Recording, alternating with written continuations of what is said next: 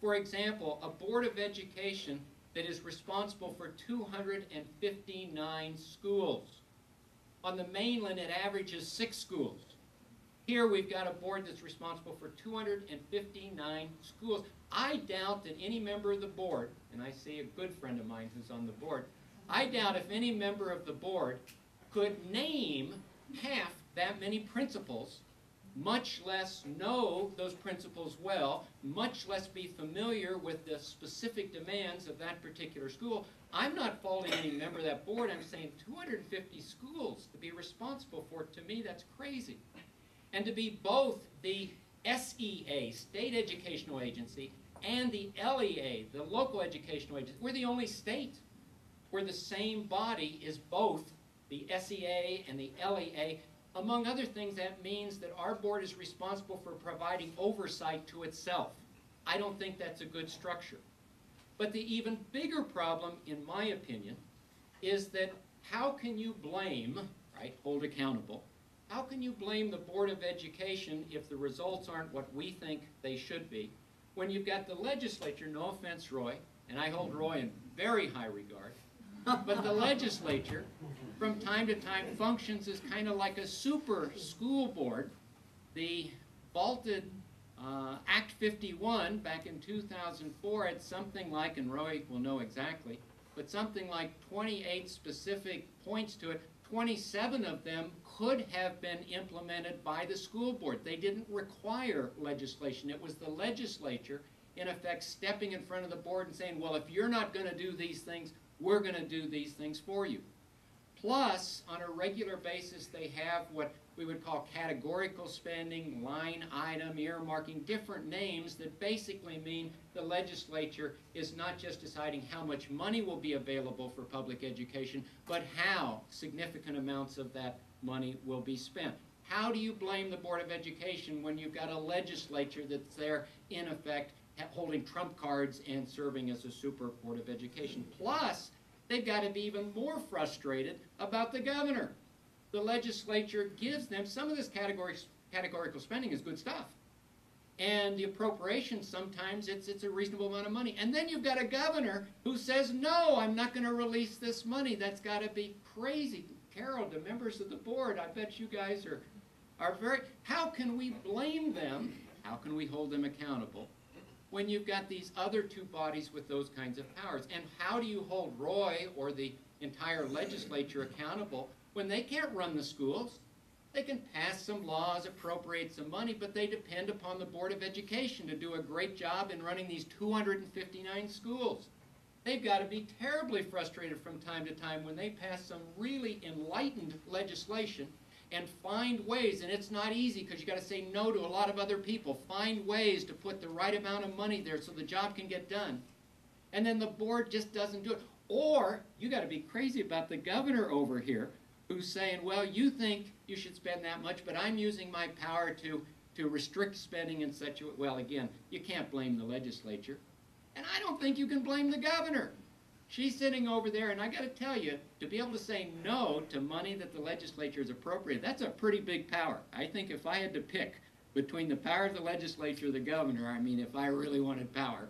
So it's not like the governor is faultless over here. She's got a pretty big power there, and she's got the bully pulpit and all sorts of things. But she did her best back in 03, 04, trying to make the kind of change to the system that I think would make a lot of sense. And the Board of Education fought her at every turn. The legislature fought her. So my point isn't to criticize any one of these three groups. It's to simply say, like that analogy you've read about, you've got three very strong-minded, strong drivers, all at the wheel, all trying to control where this thing's going to go. We can't blame any of them. We can kind of blame all of them, but that's like blaming all the snowflakes in an avalanche. It doesn't get us anywhere. So what do we need to do? And I've got just a couple of minutes, Cliff, and I'll wrap it up. I've got a 49-page essay, give you a pretty good idea. Ralph, I talked to your group, what, for a couple hours? Probably seemed like 4 or 5 hours the other day, and didn't finish all of this. So just to kind of toss it out on the table, I think we need to change the statewide accountability system. There are a couple proposals that have been made, one having the governor appoint the superintendent, one having the governor appoint the board. I'm sure those possibilities will come up in a few minutes. But what really interests me a lot more than that is the concept of decentralization. Now, Act 51 was supposedly decentralization. In my opinion, Act 51 took us a little bit backward as opposed to forward, so it doesn't fit my definition of decentralization. And I mentioned to Gail the other day, to me, what decentralization basically means isn't that she's got to run the bus system and she's got to do all of her accounting and everything. She's got to do that. My definition is that the principals figure out what do they want to control? What decisions do they think they need to make in order for the children in their schools to thrive? And once they say, we want to decide this, we want to decide that, then we need to figure out what resources do you need in order to be able to make those kinds of decisions in such a way as to achieve some success. And if they don't want anything to do with busing or anything to do with meal service or whatever it might be, then we need to do that at a district level or a complex area level or a state level or what have you. So decentralization doesn't say dump everything on Gail and the other principals. It says let's give them control over and resources, control over what they need to control in order for us to be able to hold them accountable. And it's more than just resources. Right now, they can have a teacher that they're convinced is doing a terrible job. Now, maybe not that teacher's fault. Maybe that teacher's trying really, really hard. But for whatever reason, it's not working for those kids. And even though Joan has convinced me that at least in theory, it can only take months to get that teacher out of that classroom, I've talked to a lot of principals who've said as a practical matter, it takes a lot longer than months. And then typically, in order to move that teacher on, you got to give her off to somebody else. I've heard stories of bad teachers getting great reviews so that they can be moved on to other places. I don't know if that's true or not. If we tried to hold the principals accountable right now, if we tried to force on them performance contracts like is part of Act 51, if we tried to do that right now, number one, I think it would be unproductive because I don't think they have the resources and the control over those resources and the control over the classroom that they would need, so it would be unproductive. And it would be terribly unfair to say, we're going to hold you responsible, we're going to hold you accountable when we don't give them the decision-making control, the resource control over the classroom. I think it would be absolutely wrong. Plus, even if we said, let's hold them accountable, even if we enacted Act 51 that says performance contract, they've got tenure in the place. Even if those kids are doing lousy. Now, Gail has worked miracles. It's interesting, we're in a moot courtroom here. Her moot court team is doing spectacular, and they've won math awards and all kinds of things.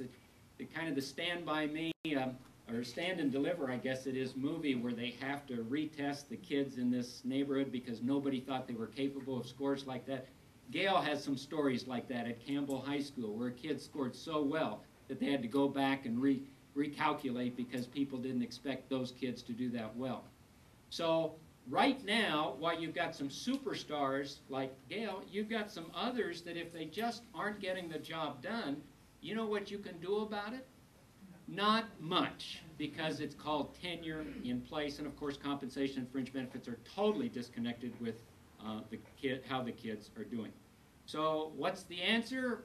Well, I'll just put out on the table, let's change the governance system so that on a statewide level, someone can be held accountable. We know where the buck stops. And at a school level, let's really empower the principals. Let's give them the resources they need, the decision-making, ability, control that they need, and then let's hold them accountable for results. And when I say results, I'm focused on how are those kids doing? Are they accomplishing what we reasonably think they're capable of accomplishing? Thank you very much.